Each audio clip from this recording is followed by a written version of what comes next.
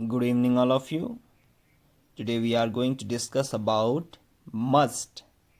आज हम बात करने जा रहे हैं मॉडल मस्ट के यूज़ के बारे में कि किन कंडीशन में और किन जगहों पर मुख्यतया हम मस्ट का प्रयोग करते हैं।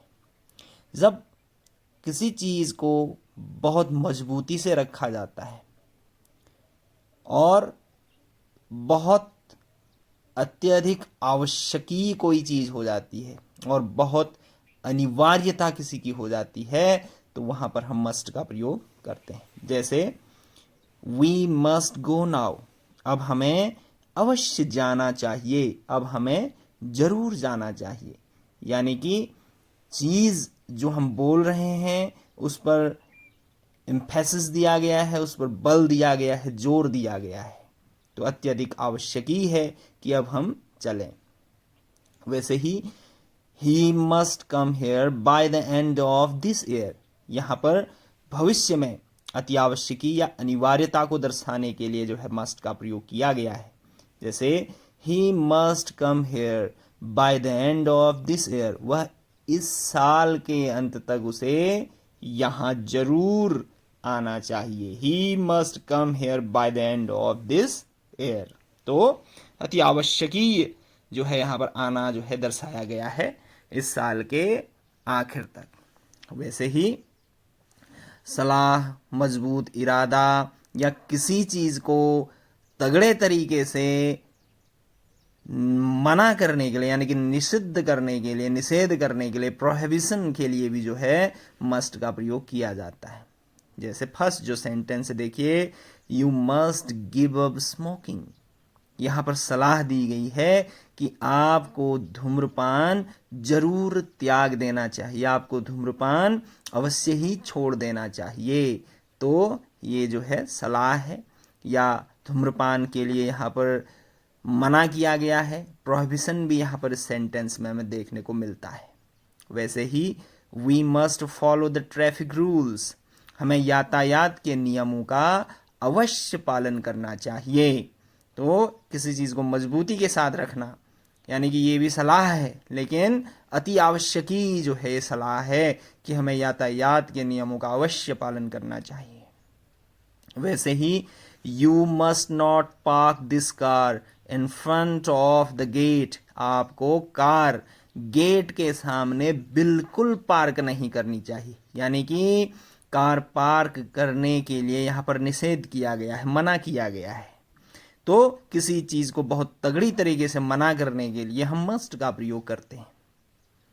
अब देखिए जो नेक्स्ट रूल है, हमारा जो कर्तव्य है, जो ड्यूटी है, तो उस चीज़ को दर्शाने के लिए भी हम मस्ट का प्रयोग करते हैं। जैसे we must serve our parents, हमें अपने माता पिता की अवश्य सेवा करनी चाहिए। वैसे ही we must serve a country, हमें अपने देश की सेवा करनी चाहिए, जरूर करनी चाहिए।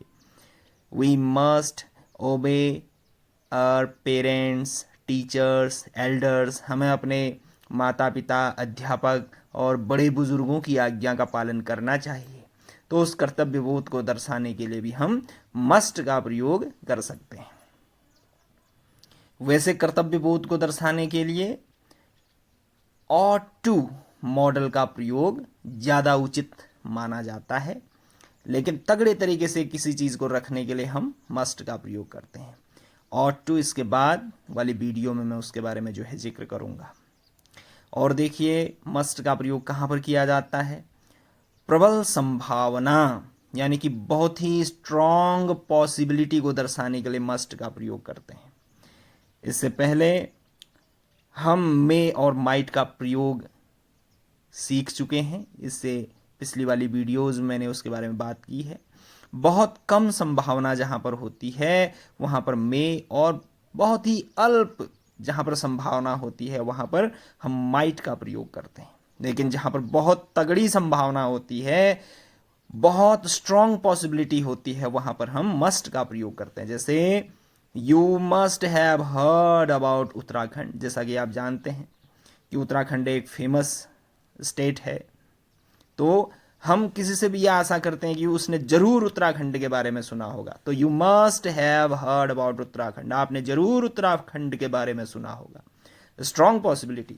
या किसी को देख करके हम अनुमान लगाते हैं, जैसे कोई इंटर में है या BA first year, BSc first year में है, तो हम अनुमान लगाते हैं पक्का 18 साल के आसपास होगा या 18 साल का ही होगा, तो ही must be 18 years of age, वह जरूर 18 साल का होगा, तगड़ी संभावना है।